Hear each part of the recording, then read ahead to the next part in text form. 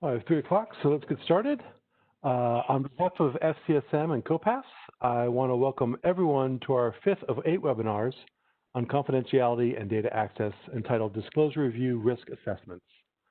My name is Paul Schroeder, and I'm the Executive Director of COPAFS. Each of these webinars were repurposed from the SCSM conference initially scheduled for April. Other sessions from the April program have been converted to a virtual SCSM conference taking place on September 21st, so just a couple weeks from now, and registration is open at scsm2020.org if you're interested in registering. Today's webinar is being recorded, and the video will be posted to the COPAFS website within the next week. I'll now turn it over to Jacob Bornesian from the Energy Information Administration, who is the chair of the session. Jacob? All right, well, good afternoon. I'm Jacob Bornesian with the Energy Information Administration, and I'll be chairing the session today. And this session focuses on evaluating and assessing the disclosure risk that arises from really working with different types of data and for releasing different types of data products.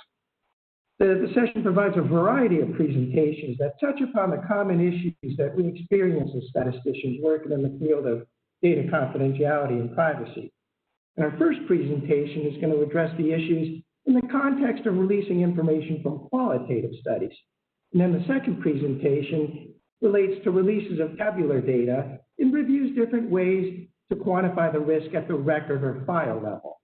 The third presentation relates to releasing microdata files, and it covers some practical issues at trying to estimate disclosure risk measures for microdata files. And then our fourth presentation relates to releasing also microdata files, but in the context of administrative record files. So this presentation is going to look at assessing and controlling disclosure risk in the context of record-linked administrative data files. So questions can be submitted through the chat box at the bottom of your screen, and after all four presentations, we'll ask the presenters to respond to the questions submitted through the chat box. Feel free, though, if we run out of time in the QA session time, we will send all the comments or questions to the presenters, and they can work with you offline in answering that. So, starting with our first presentation, it's from Joanne Pascal of the U.S. Census Bureau, co-authored with Nancy Bates and Diane Willimack. And Joanne's a survey methodologist at the Census Bureau and focuses on questionnaire design and evaluation. She's got considerable experience on a number of surveys, including the Current Population Survey, the American Community Survey, and the Survey of Income and Program Participation. So I welcome Joanne Pascal with steps toward procedures for disclosure review of qualitative research reports. Everybody, thanks for tuning in. Is there still some feedback going on?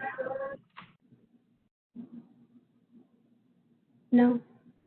Okay, I'm going to go, but if that's okay. Okay, so today I'm going to talk about efforts over the past couple of years at the Census Bureau to come up with some novel procedures for disclosure review of qualitative research products. Next slide.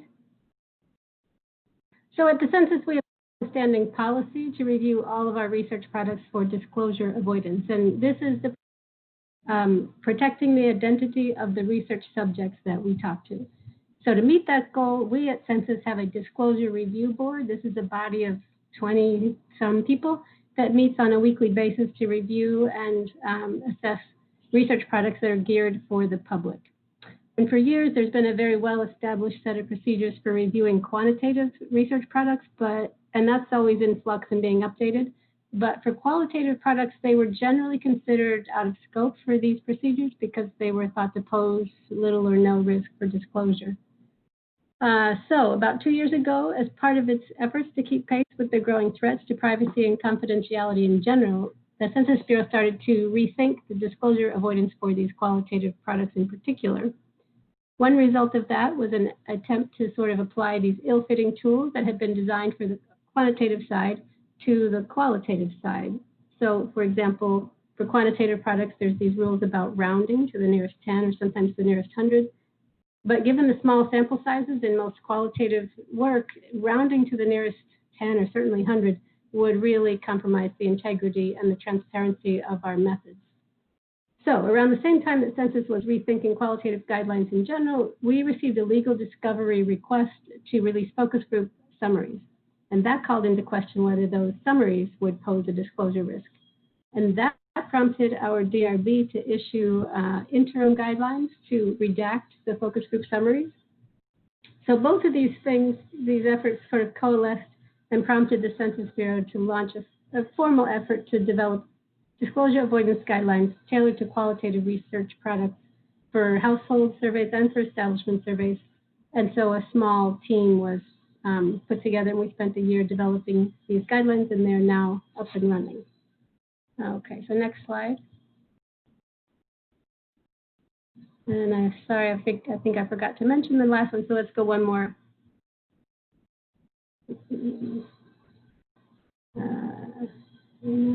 Yeah, okay. So that's the backstory. In terms of the content of the rest of this talk, first I'll go over those interim guidelines more specifically, because we use those as a starting point.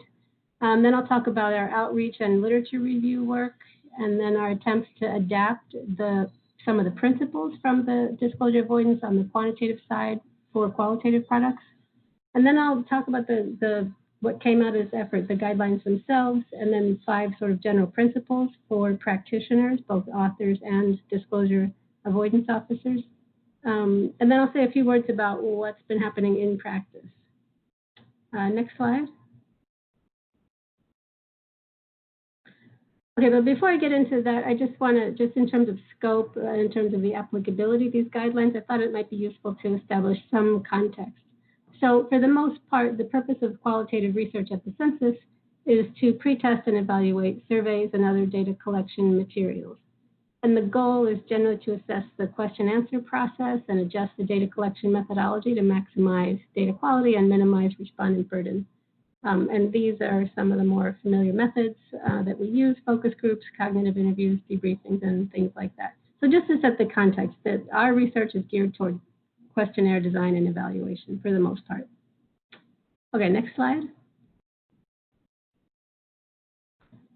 So in terms of the sample, on the household side, in general, we don't use probability samples, but what I call a pool of respondents. So this means volunteers are recruited from a range of methods, sometimes community outreach, Craigslist, research partners, and we also maintain our own internal database of respondents. And then in terms of geography, what's typical is a large metro area like the DC region, but also common are subpopulations with targeted characteristics. So Spanish speakers, maybe we collect several groups of Spanish speakers across multiple sites, sometimes recipients of particular benefits in a particular site or multiple sites, renters in specific metro areas, that kind of thing. Next slide. On the establishment side, the samples are also non-probability, but the source is generally different. So for many surveys, any given business is in sample for 5 years. So information about those businesses, as well as the data reporter, that is the individual who reports on behalf of the business, that's maintained year after year. So sometimes respondents are recruited from among the pool of past data reporters. Respondents may also be recruited from the Census Bureau's business register, and that contains legally protected information obtained from administrative sources.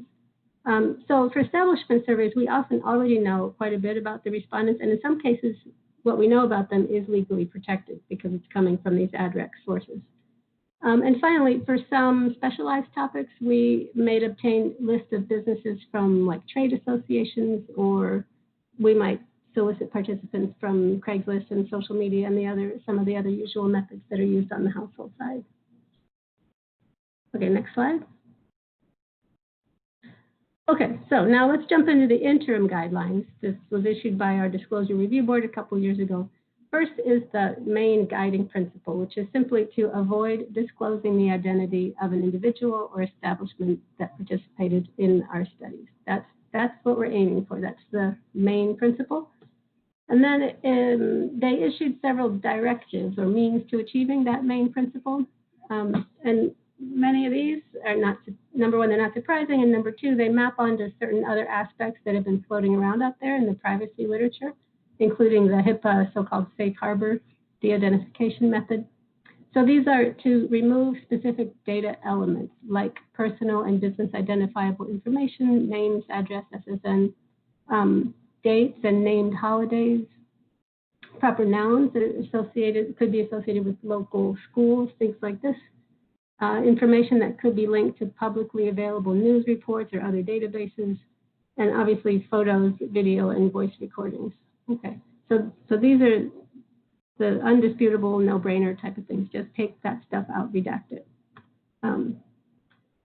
Next is a stipulation that for household studies, any geographic area named must be at least as populous as the smallest state, which at the moment is Wyoming at around 600,000. And this is a basic tenet that's come out of disclosure avoidance literature from the 90s. Next slide. Oh, sorry, we're 2 behind. Sorry. Okay, so now let's do the next one. Yeah, there we go. Okay, and finally, there were 2 directives related to re-identification. So this is the practice of combining data from a research product that we might put out with other publicly available data sources in order to identify the research participant. This is a relatively new threat given advances in data science, the proliferation of publicly available data sets, and cheap computing capabilities. And the interim directive stated that, okay, characteristics of research participants and direct quotes you can put those out as long as they don't allow for re-identification. But the directives say nothing about how to actually assess and minimize that risk of re-identification. So this is really the area where we dug in and tried to flesh out the guidelines in terms of a practical applied method. Okay, next slide. So first we turned to maybe some of the obvious sources, like we just canvassed our counterparts at other federal statistical agencies, and the usual suspects were, BLS, NCHS, USDA, and the National Institutes for Health.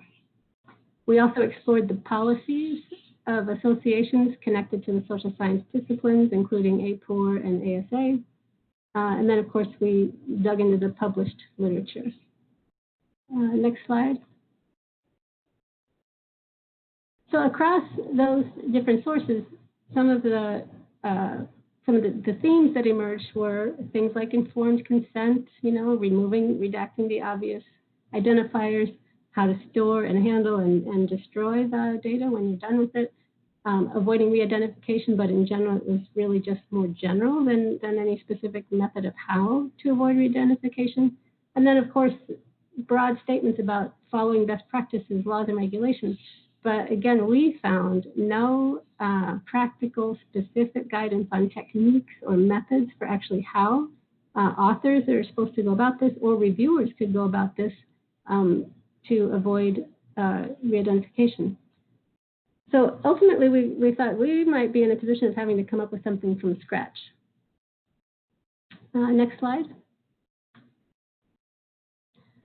So on the household side, we started that a table of demographic characteristics has the most potential, demographic characteristics of the research participants. That has the most potential to make the research product vulnerable to re-identification. So we looked at the practices, principles, and methods used on the quantitative side for years to see if any of those basic principles could be applied to the qualitative side. And we found one that we thought might kind of work as a starting point, and this is the practice used for microdata, which states that each category of a characteristic has to contain at least 10,000 weighted people or households. So we thought, let's adopt that as a starting point. And secondarily, we said, let's propose a method for actually verifying those cell sizes. So we said, okay, best case scenario is that if the characteristic is measured in the American Community Survey, that's probably the best data source we can think of, turn to the ACS and actually dig up the estimate of the cell sizes for that characteristic to verify that it's over or under 10,000. If the characteristic isn't in the ACS, explore alternative viable data sources, something to estimate the size of the population that's described in the research product. And again, look for the 10,000 threshold, and if it doesn't meet it, then just collapse or suppress cells as is done in the quantitative side. And then basically document the due diligence that you've gone through to estimate the population size. Okay, next slide. So on the establishment side, that presented unique challenges. For instance, since businesses require a person to provide data for them, then job-related information about that person is sometimes pertinent to the question and answer process and sort of integral to the report. And it's possible that those descriptions associated with the research findings could lead to re-identification of either the respondent or the business itself. In addition, details about geographic areas or industries could contribute to re-identification, especially for businesses in highly concentrated industries or those in heavily geographic concentrations.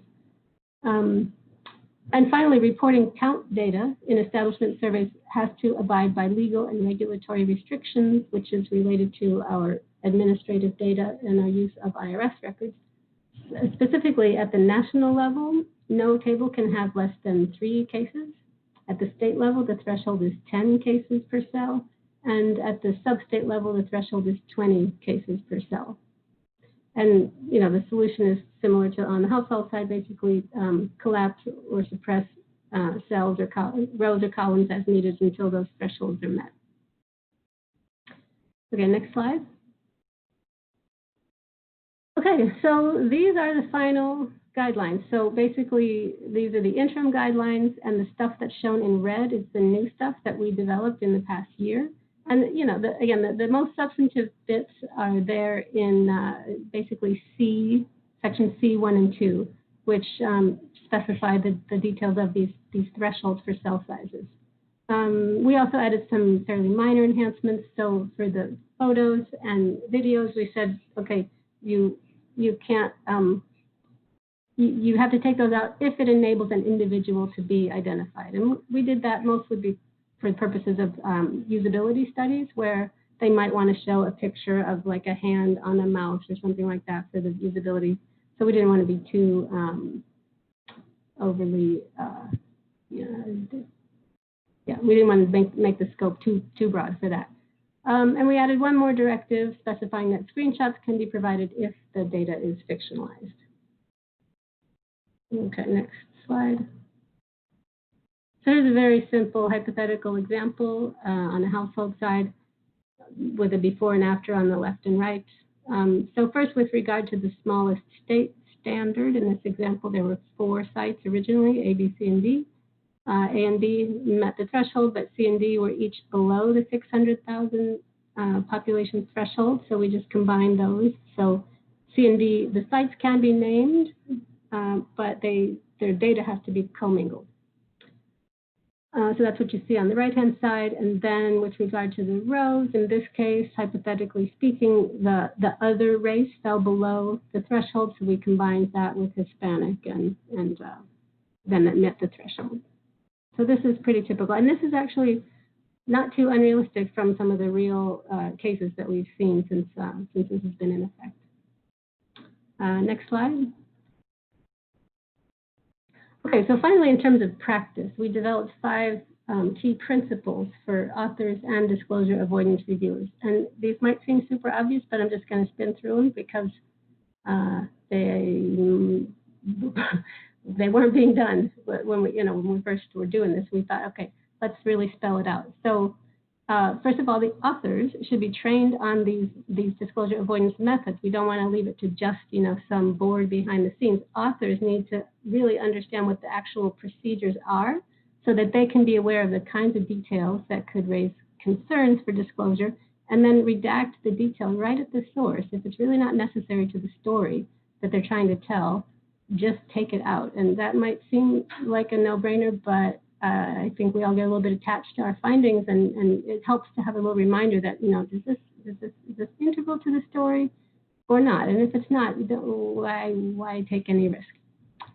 Second, if strict adherence to the guidelines would mean that taking out some detail that is critical to the story would really compromise the findings, the authors are encouraged to flag that detail for review on a case-by-case basis. Third, authors should be trained to check these demographic tables, the cell sizes against the ACS or another viable source, so that both the burden and responsibility for these assessing these population sizes is shared among authors and disclosure avoidance reviewers. Fourth, authors and reviewers should both carefully consider not just the tables of demographic characteristics, but any sort of data point that's mentioned in the body of the text as well. And finally, authors and reviewers should work together to refine and hone these procedures and processes. And I want to suggest that this last principle is really meant to apply to the field more broadly. So given our extensive due diligence and a whole year of looking and the paucity of findings on any kind of specific methods for disclosure review of qualitative research in particular, our aim was really to just craft some kind of viable set of guidelines that we could get off the ground into the field and get something started where there used to be nothing on paper. Now there at least is something. Build up a bunch of use cases and distribute widely for critique, feedback, and then iterative refinement. So this webinar is part of that process. We're hoping to just start circulating this and get some feedback on it. Next slide.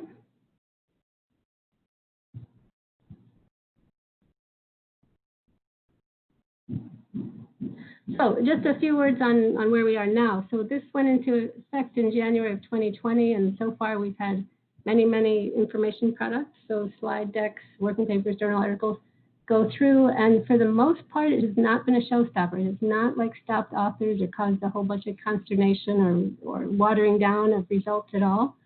We've had to do some minor tweaks to our own sort of internal infrastructure. We have this set of like written checklists and criteria and boxes to demonstrate whether the information product met certain criteria. So far so good. And we again offer these as a starting point, and it's considered a living document even at census because it's relatively new in the game. And yeah, we definitely would invite some feedback. Next slide. So thanks a lot for your attention, and here's my contact information. And we recently posted a working paper on the guidelines and the process that we went through, and that can be found at this link. And that's it.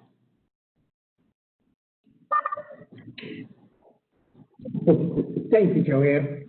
And to echo Joanne's remarks, this is what she's presenting is work in progress that's been developed at the Census Bureau, and we really appreciate it because it gives us a starting point. And I think as she was, expressing to invite survey stats to chime in, and I think all of us in the statistical community she's really working at this and contributing. So it's a great start. Thank you, Joanne. The next presentation is by Jianzu Li, and the presentation co-authored with Tom Krensky. Dr. Li is a senior statistician at WestStat with extensive experience in survey methodology research. Recently, Dr. Li has worked on several projects related to statistical disclosure protection from government agencies. And so we welcome her presentation today for quantifying the disclosure risk for public data products, theories and practice. Hello, everyone. My presentation is on quantifying the disclosure risk for the public data products, theories, and practices. First, I want to say thank you all to Tom Krensky. Next slide. So we'll start with a brief overview of confidentiality protection, and then introduce the general process of risk assessment.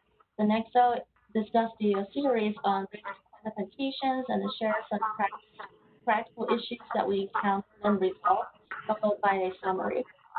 Next slide. First, overview and background. Next slide. So this figure shows many different factors that contribute to the process of statistical confidentiality protection, like operation constraints, law and deadlines, load and access, data structure, key variables, and so forth. And our focus here is on the risk estimation based on potential risk scenarios. Results of the identification risk estimation is one important piece of information to consider towards how to treat or disseminate the data. So I will discuss what should be done in risk estimation as the newer and more formal methods continue to be researched and developed. Next slide. The confidentiality protection of the data product is not a task for itself. Cheka pointed out that when federal agencies want to release data, they have to ensure that the data they prepare to release, together with the combinations of other data already available, does not enable the identification of individuals or entities through mosaic effect. So this term was derived from the mosaic theory of intelligence gathering, which says disparate pieces of information become significant when combined with other types of information. Past data breaches have put out many personally identifying information out there and contributed to a major amount of overall risk, which makes the mosaic effect very real. Next slide. There are 3 types of disclosure to consider for data release. Identity disclosure, about finding out the person's identity, like name and address. Attribute disclosure, about finding out sensitive information for a person. And inferential disclosure means knowing sensitive characteristics of an individual more accurately with the release data. The risk estimation mostly focuses on identity and attribute disclosure. Up until now, data controllers are not too concerned about inferential disclosure due to very strict access controls. But it does need more attention if some of those controls are considered to be relinquished. Next slide. In 2001, Elliott discussed possible indirect attacks on tabular data. From combinations of indirect identifiers, intruders can actually identify individuals in very small cells or slivers. Sometimes slivers can be created by taking the difference of tables, and linking the slivers together through common variables would allow intruders to form a pseudo microdata record. Record linkage also enables linking data together for re-identification. So all of these scenarios cause leak of information and contribute to a mosaic effect. Next slide. Census Bureau called for attention on database reconstruction attack, which says given access to sufficiently large amount of information, intruders can actually reconstruct underlying databases and identify individuals. For example, to reconstruct the underlying confidential microdata, intruders can use the information in table queries to create a set of mathematical constraints and then solve the resulting equations. To address such kind of attacks, Dinner and Disson, they proved that sufficient amount of noise would have to be added into the data. Next slide.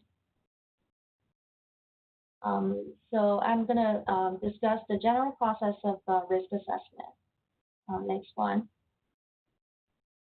We usually start the risk estimation process with identifying external data sources that can be linked to our data, either through exact matching or through probabilistic matching to review respondents' identities.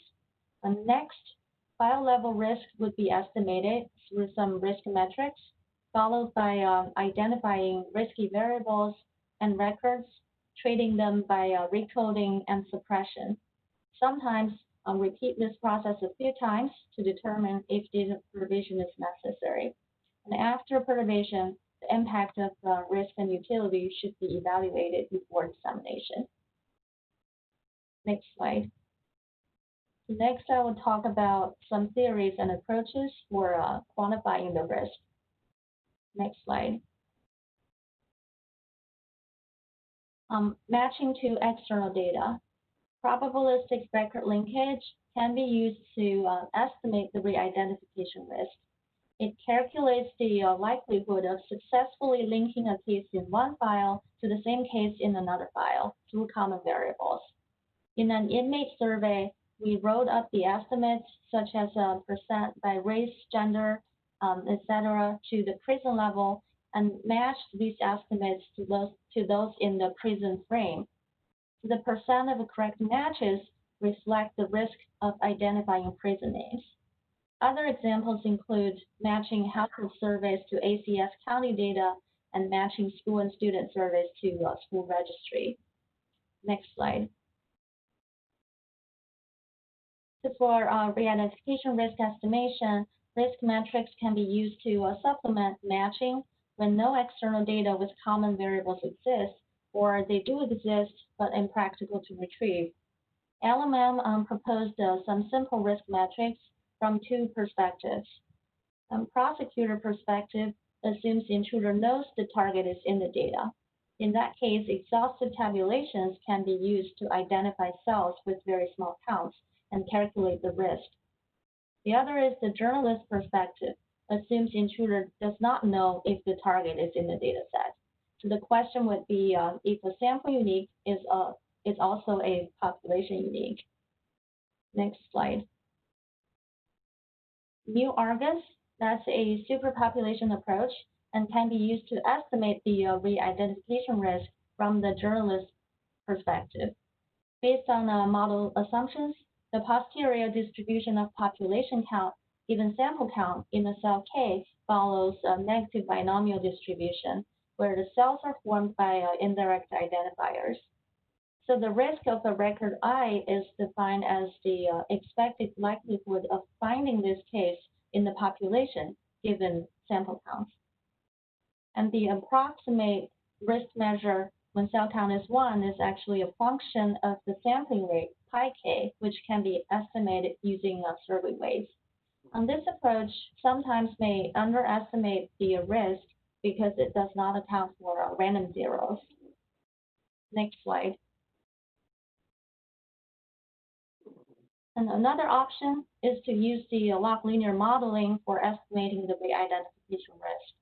The risk metrics are number of sample uniques that are population uniques and expected number of correct matches for sample uniques. So this approach assumes population cell counts follow a Poisson distribution. A log linear model can be fitted to sample cell counts on key variables and some of the interaction terms. A preferred model that fits the data the best can be chosen through a goodness of fit criterion, which is designed to minimize bias in risk estimation. So the GOF is 0, the better. Lin Li will give more details on this approach in the next presentation. Next slide. It should be noted that the log linear modeling approach addresses the re-identification risk, not attribute or differential disclosure.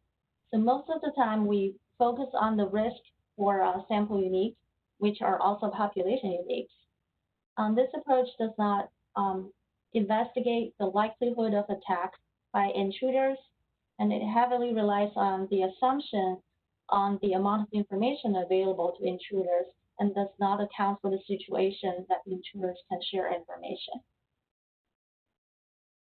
Next slide. File risk, that's a summary of risk in the file, and it's actually the average of the individual risk. Sometimes the file risk can be okay, but some records may have risk greater than some specified threshold or involved in relatively more violations in the exhaustive tabulations. So we suggest reporting the proportion of high-risk records, which helps gives a better picture when reporting the file risk. And individual risk can also help to target records for data treatment. Next slide. Differential privacy. So that is an emerging confidentiality approach. It is designed to reduce risk and apply treatment all at once. It is based on a worst-case scenario for which the intruders do know the target is in the data. So a mechanism M is set to satisfy epsilon differential privacy if for any two lists that differ by only one case, you almost cannot tell the difference from the output.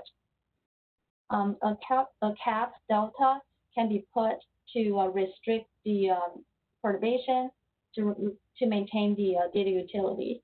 So there's this trade-off between the parameters epsilon and delta. Next slide. The differential privacy, that is designed to protect against inferences where the individual is in the data set or not. It doesn't really matter. So it releases close to zero amount of information to public about a particular individual. This method has been implemented for tabular data with population counts in companies and in Census Bureau. But for other types of data and releases, research is still ongoing. We hope risk assessment can inform the selection of epsilon for differential privacy. Next slide. So next, I want to share some practical issues that we came across with case study examples. Next slide. First, about choosing variables in risk estimation, we want to include indirect identifiers that can be relatively easily obtained, like those design variables, geographical, demographic, or sensitive variables. Sometimes categories of variables may be combined if they are not distinguishable or convey useful information. Including too many variables in risk assessment may cause an overestimation of the risk. Usually 6 to 10 variables should be fine. You can choose one variable to represent a group of similar variables. For comparison, use similar assumptions across surveys or across different collection years. Next slide. Risk assessment, checking only the indirect identifiers, that's not enough. Records in the same cell are not distinguishable, but if they have the same sensitive attribute, there exists attribute disclosure. L diversity rule says there should be at least L well-represented values for a sensitive attribute in each cell of the table. For one of the projects, we used an automated routine to compute the variance of sensitive variables within cells.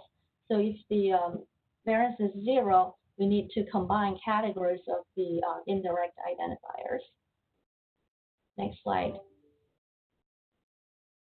So for log linear models, sensitivity analysis can be done to test the model robustness. For example, fitting models with or without survey weights, use cell average weight or overall average weight when calculating the goodness of fit statistics, include two-way or three-way interactions.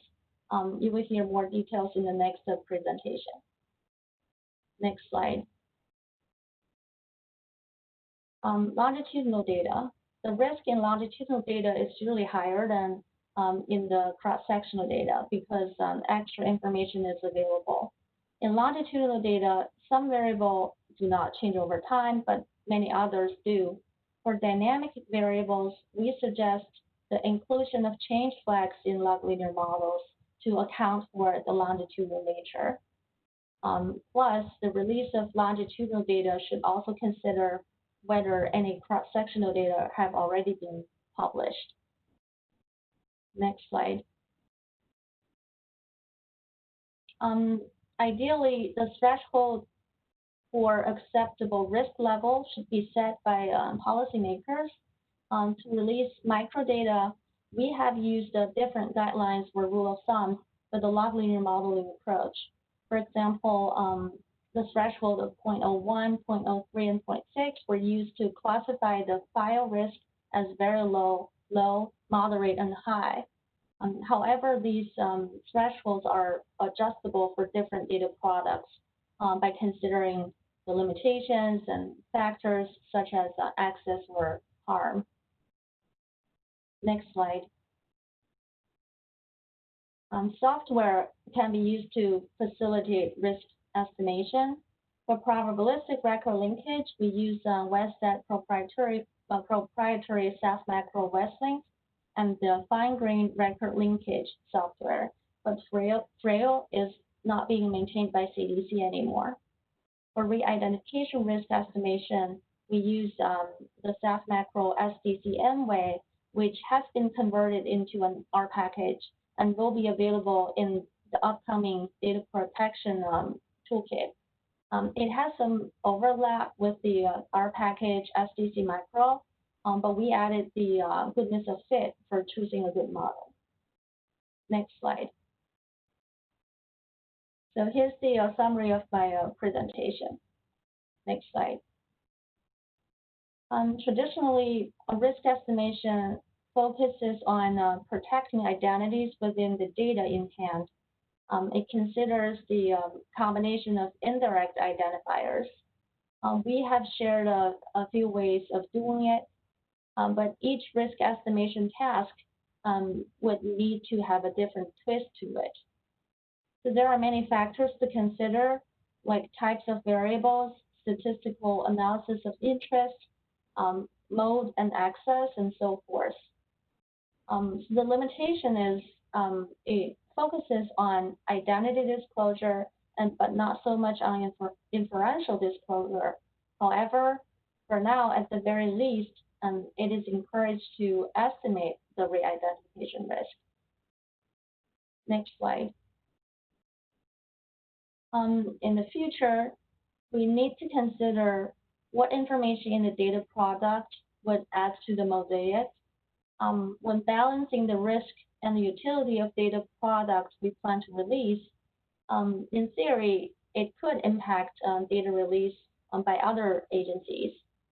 And for now, not much has been said if there's any relationship between the re-identification risk estimation and the informal privacy. They are actually a bit conflict because the log linear modeling assumes the journalist scenario, but differential privacy assumes prosecutor perspective or the worst case scenario. It would be helpful if some research can bridge that gap. So one thought is if the re-identification risk estimation can be used to help adjust the epsilon in differential privacy to soften the worst case scenario. Then with the goal of balancing risk, data treatment, and data utility, more research and development on formal privacy methods are expected to improve its use in more situations. Next slide. So this is my presentation. Thank you very much for your attention.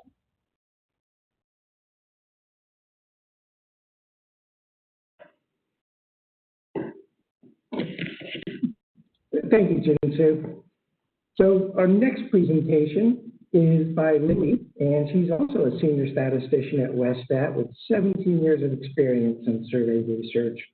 And I'd also like to recognize Tom Krensky. He's been a leader in the field of data confidentiality and privacy. Tom's currently been serving as the vice chair of the American Statistical Association's Privacy and Confidentiality Committee. In addition, with Westat leading a lot of this research, Tom's co-authored these two Westat presentations along with Jin-Soo Lee. So moving on, similar to our last presenter, Lily has worked on a core statistical methodology activity, some in sample design, weighting, variance estimation, small area estimation, and recently now also in the field of data confidentiality and disclosure protection. So I'd like to welcome Lily on her presentation for reliance on goodness of fit criteria to make an accurate assessment of re-identification risk for survey metadata.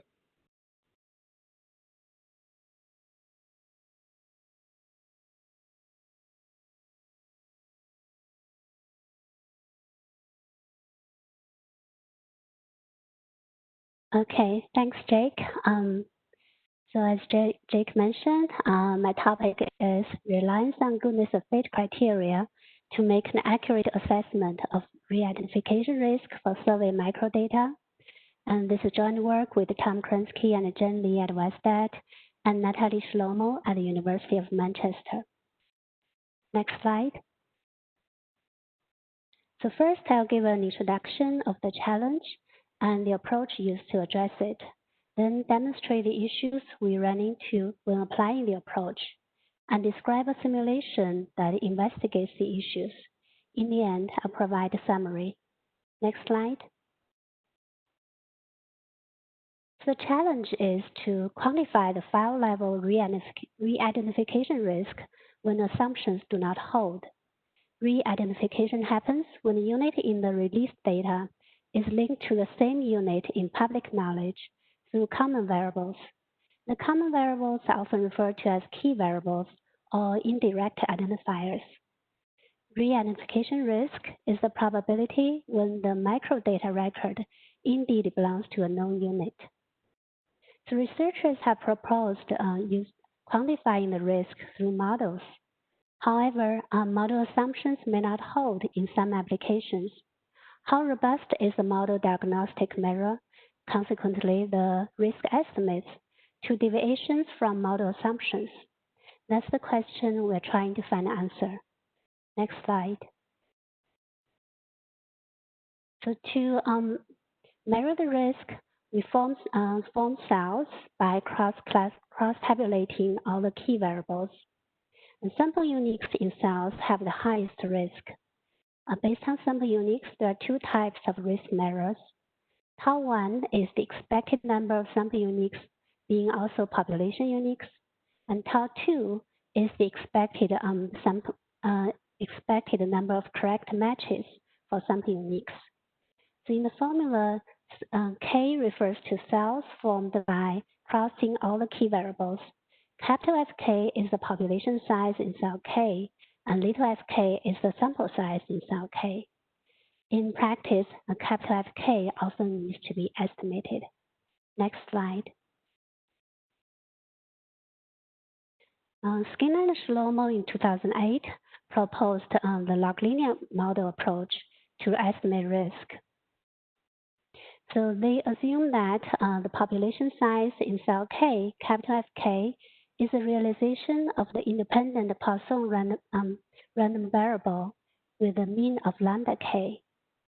And the sample is drawn by independent Bernoulli sampling, where the individuals in all cells in the cells have the same inclusion probability, pi k, so that little fk given capital Fk follows a binomial distribution.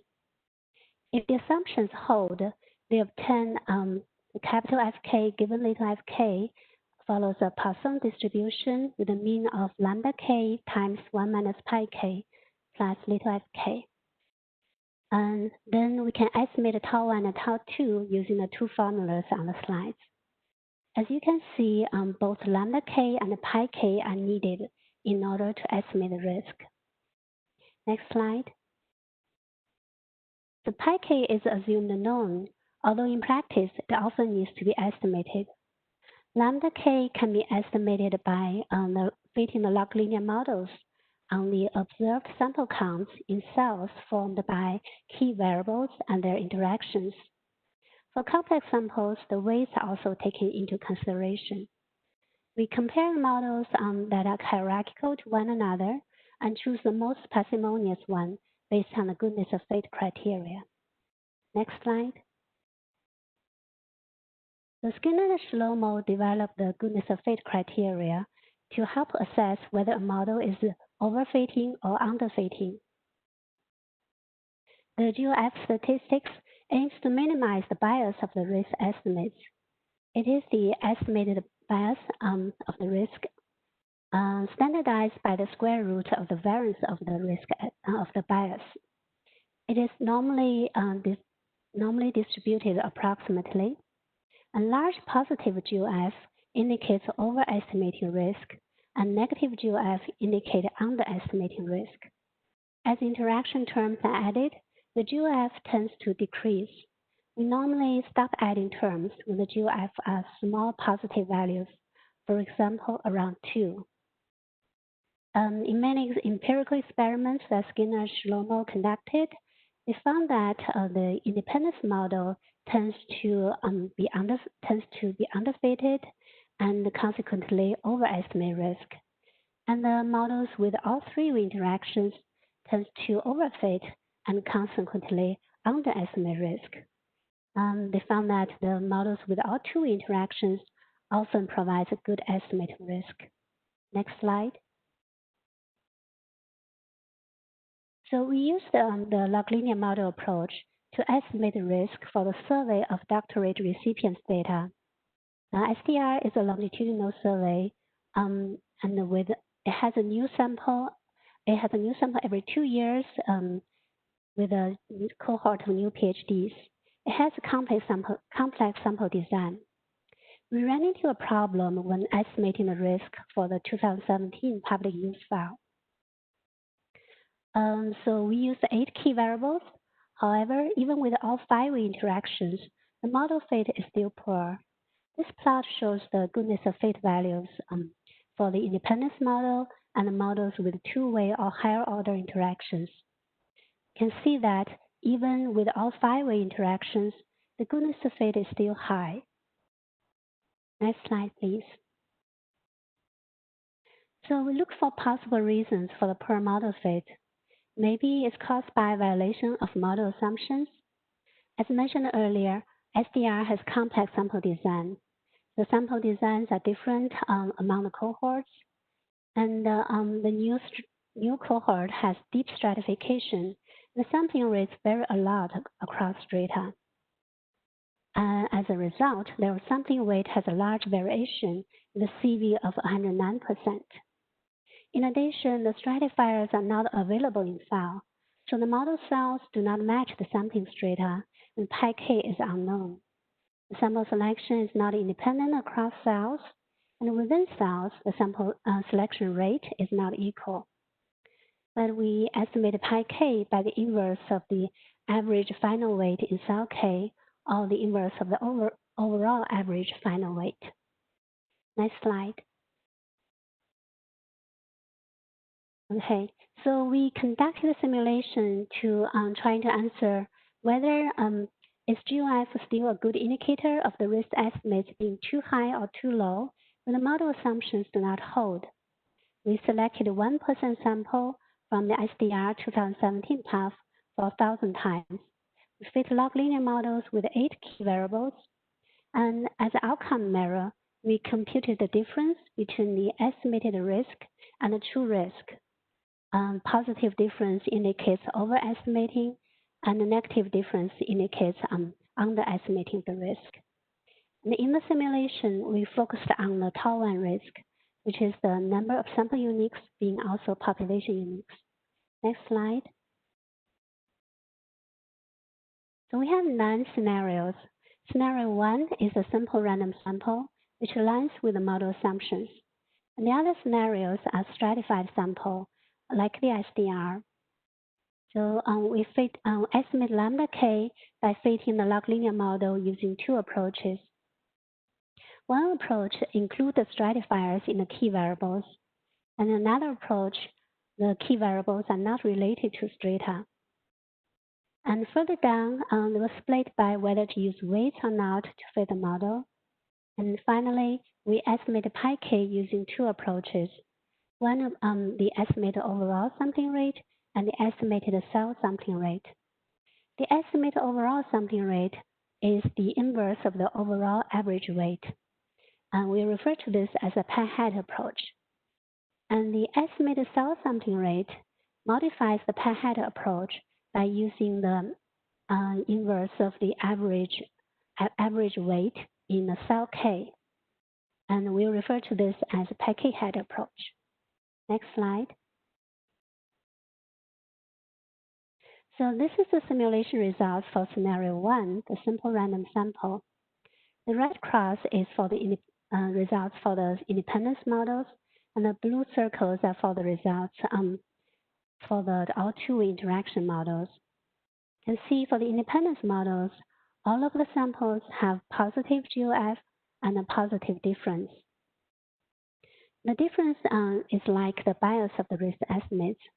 The difference here range from 20 to 60, which means that the estimated number of sample uniques being also population uniques is about 20 to 60 more than the actual number of such people. You see that for the models with all 2-way interactions, most of the samples have positive, negative GOF and negative difference, although a small proportion also have small positive values of GOF and negative difference. Because the simple random sample meets the assumptions of the model, the result, the GOF performs as it should in general. And also the positive GOF for the independence model and a negative GOF for most of the samples of the all-two-way interaction models suggests that the best model lies between the two of them. So if we were to conduct the simulation to select only the significant two-way interactions, the results are both the positive, both the GOF and the difference would move closer to zero. Next slide. So for scenarios 2 through 5, we selected a stratified sample and included the stratifiers in key variables. We first fit the independence model, which indicated the underfitting. So this plot shows the results of the two-way, the models with all two-way interactions. And see the red cross is the scenario that using pi-k hat and weights. And the blue circle is the scenario using weights and estimated pi-k with a pi hat. Pi hat is the overall estimated overall sampling rate. So for the two scenarios using weights, most of the samples have both positive GOF and a positive difference, which is good. And the green X is the scenario that use the sample count and pi hat. And the brown triangle is the scenario using sample count and pi-k hat. So for the two scenarios using sample count, can see there's about a quarter of the samples have positive GOF, indicating positive bias, although the bias is actually negative. So the table shows for each scenarios the percent of samples with the GOF consistent with the bias. Can see for the two scenarios with weights, the percent is close to 100. And for the two scenarios not using weights, the percent is about 20 to 13% lower. Now, so between the two scenarios not using weights, the scenario using pi hat actually performs better than pi-k hat. However, if you look at the plot, the extent of underestimation for the pi hat scenario, which is the green X, is much more severe than the pi-k hat scenario. Also, we saw the GOF for the two scenarios using weights is either greater than 2 or close to 2, indicating the models are underfitted. So next, we look at the results with all three-way interactions. Next slide. So this plot shows the results for the all three-way interaction models for the two scenarios using weights. You can see that almost all of the difference are negative. However, for the scenario using pi hat, the blue circle, all of the samples have positive GOF. And about a quarter of the samples have negative, also have positive GOF for the scenario using pi-k hat. This indicates that the GOF could be misleading when the model assumptions do not hold. And we're most concerned with this situation where the GOF is positive, indicating positive bias, although the actual bias is negative. So we see that the pi-k hat performs better than the pi hat. This is not surprising because when stratifiers are included in the key variables, the pi-k hat is provides more accurate estimates of the cell sampling rate. Also, for the pi-k hat scenario, the majority of samples have negative GOF, indicating the model is overfit. So if we included only the significant two-way interaction terms in the model, the results will be more satisfactory. Next slide, please. And for scenario 6 through 9, we selected a stratified sample, but the key variables are not related to strata. So this plot shows the results for the models with all two-way interactions. And it's not clear from the plot which scenario performs better. So let's take a look at the table. Can see that when stratifiers are not included in the key variables, whether to use weights or not do not make much difference. However, using pen head performs better than the packet head. Next slide.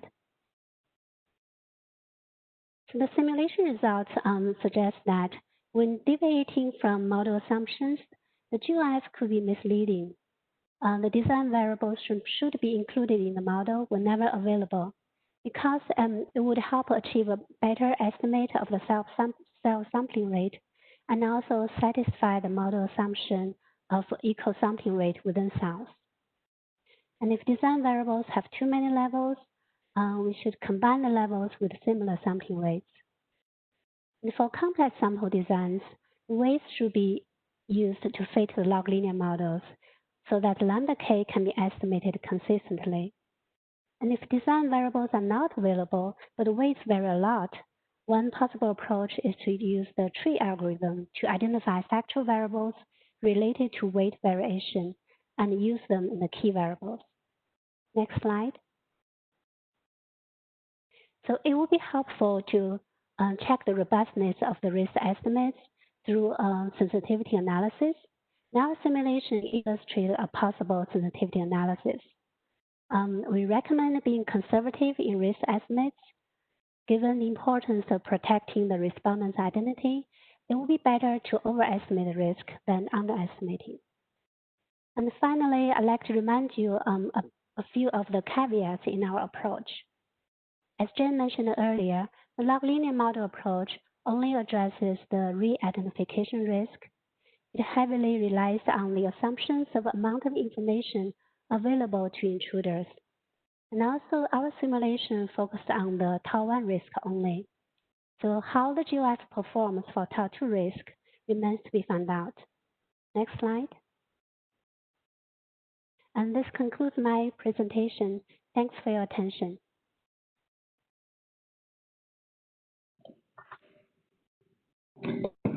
Thank you, Finley.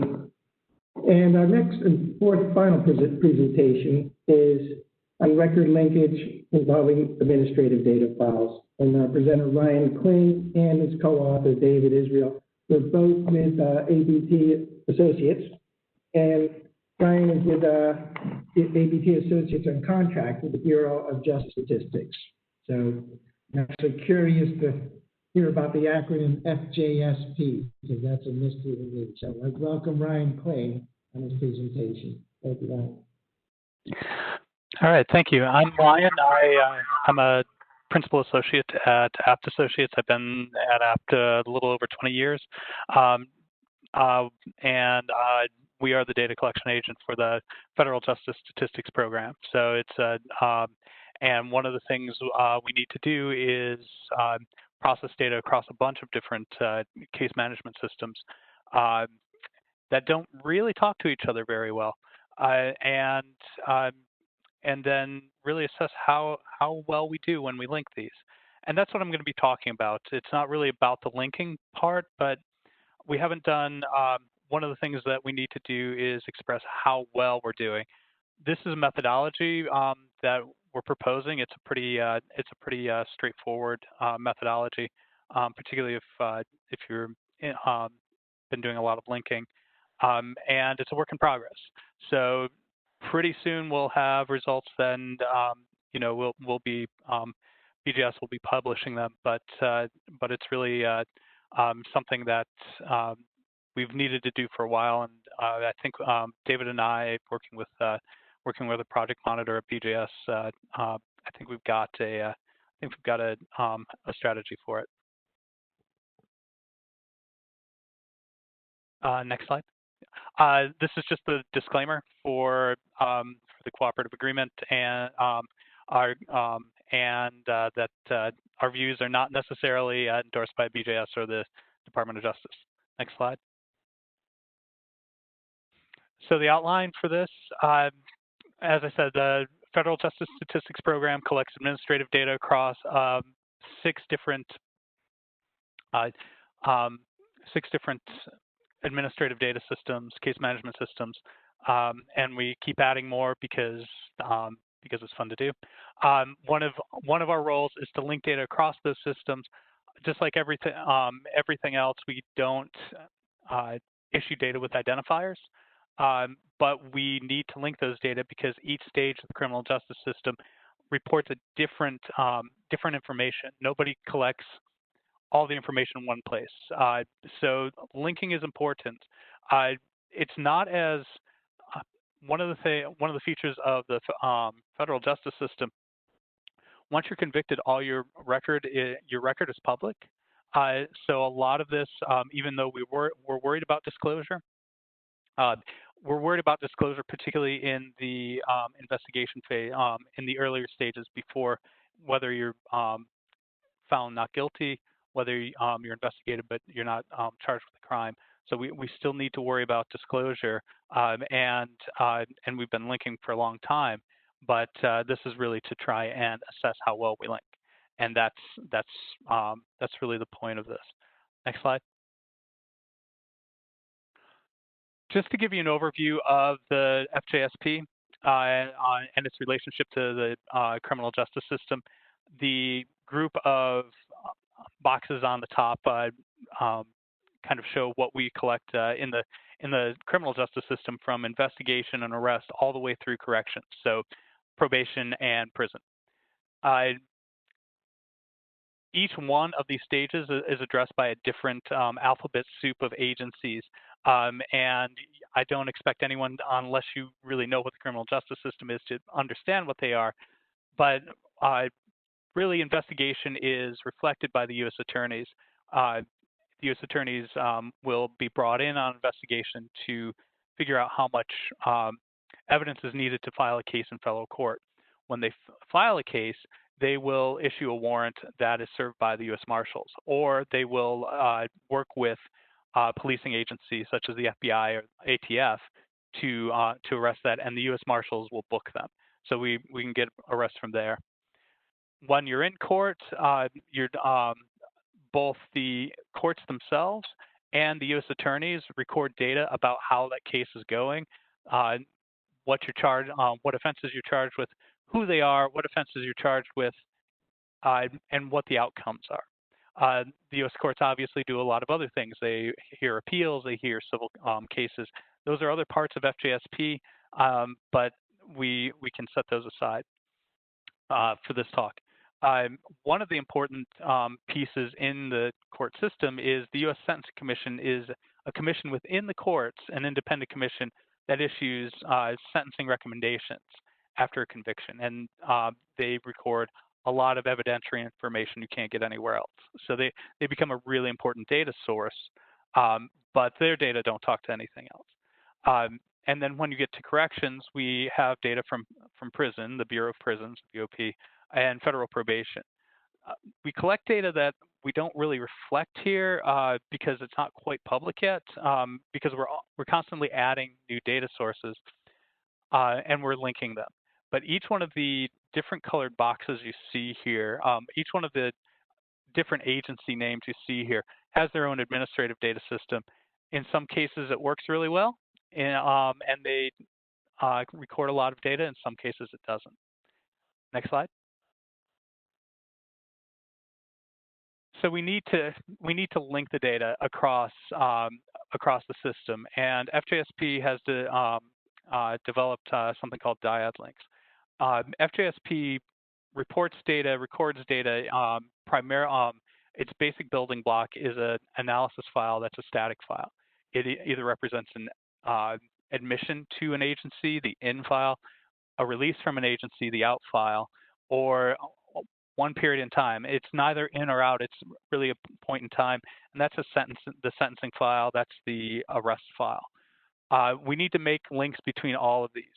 If it's from the same agency, so if it's from the U.S. attorneys or from the U.S. courts themselves, the data really, it's a case management system. So the data are actually just a relational database. We create a longitudinal file and then we break it apart, so it's easy to put back together. From the other agencies, though, we need to rely on identifiers, case and personal identifiers to go across. Next slide. I'm going to talk about two dyad links that are really across different data sets for this, because one of them, it works really well, one of them doesn't work quite as well, and that's the one we're going to leverage data from the one that works well for the one that doesn't. So the one that's circled sent USSC BOP in, they record a lot of identifiers, and it becomes really easy to identify, to link cases, not just people, but their individual case. That's great because we can use that as a basis of kind of use that basis as truth. The marshals and the U.S. attorneys don't record their information nearly as well, mainly because it's not as big a deal for them in the course of their business. The marshals are really interested in booking somebody and moving them along the system. U.S. attorneys are really interested in just making their court date and making their case. So those are the links that we're going to focus on, but we're going to use them differently. So next slide. And these are the identifiers that are available for linking. I wouldn't expect anyone to know, unless you're familiar with the criminal justice system, what a register number and FBI number is. The register number is issued by the U.S. Marshals when an arrest is made, booking is made. The FBI number is issued when anyone's arrested and it's backed by a fingerprint. So when you get fingerprinted when you got fingerprinted in elementary school, or when you get fingerprinted if you're arrested, or for a background check, the FBI has that, and there's an FBI number lurking in the background. The Social Security number, the INS alien numbers are pretty self-explanatory. We get the name and date of birth, and a docketing year and number. They're basically case numbers. This is how they're serial numbers within the court system to let everyone know what case is coming up. If you look at the columns, USSC and BOP, you'll see that the identifiers are recorded really well. The Social Security number and A number are really kind of a tandem identifier, because if you're a citizen, you'll never have an A number, a U.S. citizen. If you're not a U.S. citizen, you will likely have an A number and may have a Social Security number. So those numbers are recorded really well. All of the data is recorded really well, and you'll see the link raise. In the EO and the U.S. Attorney's data, the EO USA column, the personal identifiers are poorly recorded. They're not really a part of their business, so we don't expect them to be that well recorded. Fortunately, date of birth isn't recorded well. And in criminal justice system, particularly the federal system, it's a fairly closed system. We're not dealing with 300 million people across the U.S. like the census would. We're dealing with 170,000 people coming into the system a year. Frequently, there's recidivism, so it's not the level of problem isn't nearly as big. So if we have the date of birth, it's a really good identifier along with the name, but we only have it in half the cases. The marshals, the same thing. They record a lot of the identifiers well, except the case number, and that's the one thing that the U.S. attorneys care about. So you can see right away that the U.S. attorneys, U.S. Marshals link might go off the rails if we're not careful. Next slide. I'm not going to spend a lot of time talking about the algorithm for linking either of these. It's not. If somebody's curious, let me know, and I can talk for. We can talk for hours on it. But it's really to get the guidelines matched with the prison admission, and we use a combination of exact matching and probabilistic matching to do so, and we make multiple passes. Fortunately, it's a fairly easy problem insofar that normally one prison admission goes with one sentencing guideline recommendation. So you can start seeing how you can start weeding things out as you from the best matches down to kind of the ones with lower probability of being correct. But we can reduce the search size, so it winds up being really good. Next slide. We have to take a different tack, though, with EOUSA and U.S. Marshals linking, because the identifiers don't work quite as well. If the hard PII exists, the FBI number, the register number, the Social Security and and A numbers don't exist in the, we don't get them for the EO USA data, but the name and date of birth. If that exists, then we can qualify it by, is the geography approximate? If it doesn't, then we have to start looking at case numbers and making guesses based upon partial names. And that, or sentencing dates or arrest dates or court filing dates. That gets a little, once you get to that, you start wondering if it's good because you start getting a lot of matches. And what we want to do is say, try and assess how many false positives we're making and how many false negatives.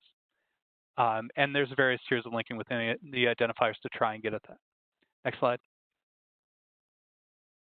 This is just a representation of the linking rates. You'll never get 100% linking rates in the federal system between even good agencies like the Sentencing Commission and prison, because there are different substantive reasons for that. It's really good.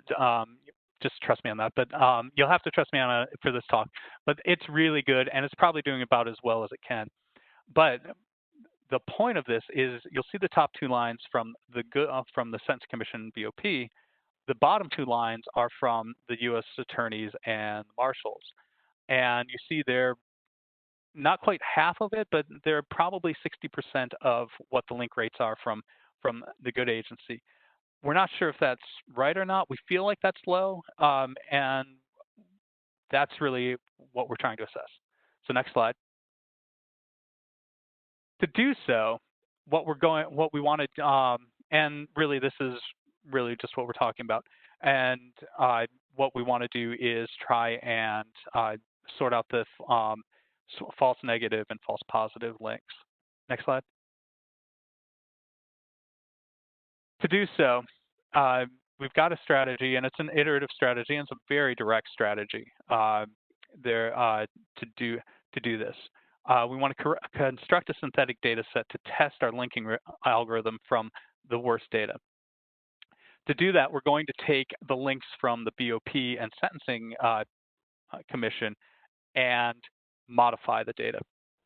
What we want to do is take all the links that match and have all of that long list of identifiers, their exact matches, and that's about 75% of the data set of the links. That's great. That gives us a big pile of known matches that we can flag and say they should always match. But we know on both sides, the Sentencing Commission and the BOP, certain records will never link. And if we have records from both of those that have all of their identifiers, they didn't link probably because they're not supposed to. From the Sentencing Commission side, it's because they had a sentence guideline issued, but they never got a prison sentence, or they never went to prison because they served their time in jail awaiting trial. From the BOP side, there are people who enter the BOP and never have a sentencing guideline. We know that, we can identify that, we can sort those out, and that's going to provide a good pile of data for assessing the false positive rates. So we've got quite a bit of data to play with now. It's about 270,000 records from each of the Sentencing Commission and the BOP that do link, and 75,000, 9,000 records from the Sentencing Commission BOP that should not and should never link. Next slide. And we built this data set, but once we built this data set, well, what do we want to do with it? Well, we can set the identifiers. We can degrade the identifiers in this synthetic data set, and that's what we've done. For now, what we've done is take the completion the non-missingness rate from the EO and from the U.S. attorneys and the marshals, and applied it to the Sentencing Commission and BOP data. We are basically using the Sentencing Commission as a stand-in for the U.S. attorneys, the prison data as a stand-in for the U.S. marshals, and we've just used random binomials for to set values to missing. And we could generalize that, but as a good first pass, that's what we've done. What we haven't done, though, is there's a couple different linking algorithms that we're assessing for the U.S. Attorney's Marshall's link file. That's what we need to do yet, and we'll run this, and then we can assess where we find false negative and false positive link rates, and then hopefully that will help us identify issues where we could either improve the link rates. It won't be too much because we just can't make data up. We can't make data materialize that aren't there. But where we're maybe making, we're a little too aggressive accepting matches.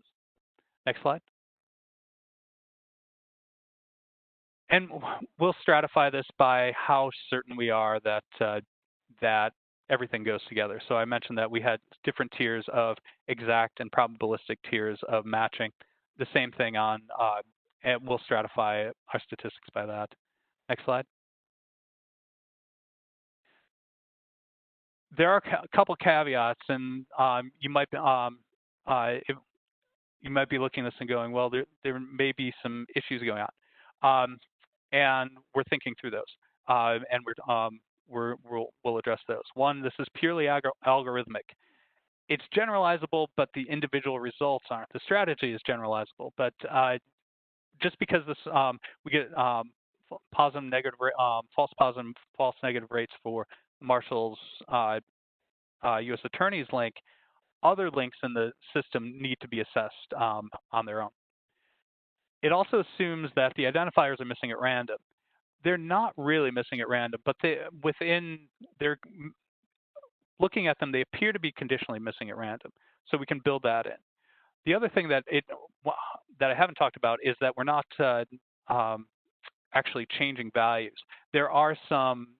There's not a lot of checking from these case management systems that what you entered is correct, and we know it's not.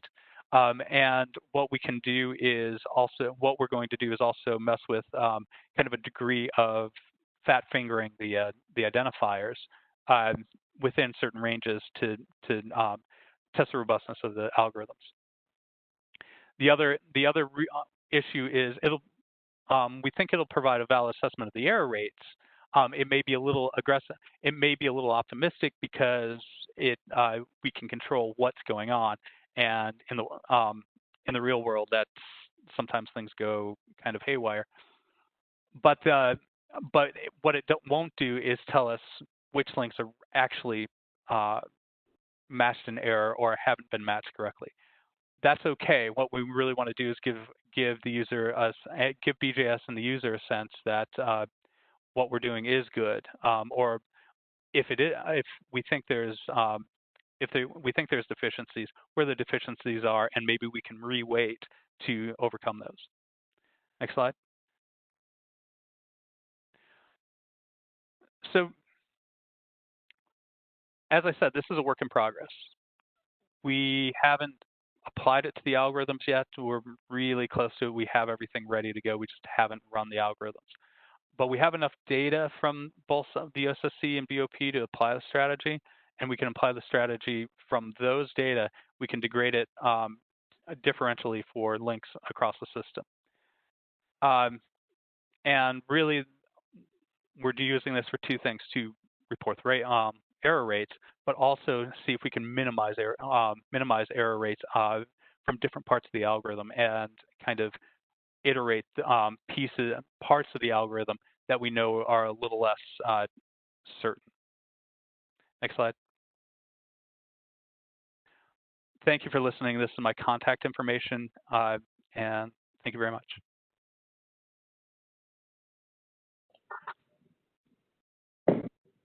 Thank you, Ryan. And that concludes the 4 presentations. I want to thank all 4 of our presenters today, and also our participants. This was one of the largest turnouts on a COPAFS webinar so far this season. So I really want to compliment and thank the participants for taking the time and joining in. No questions came in through the chat box, so I think this would really, unless there was any other additional questions. That would conclude today's webinar. So I want to thank everyone for joining and our participants for the presentations.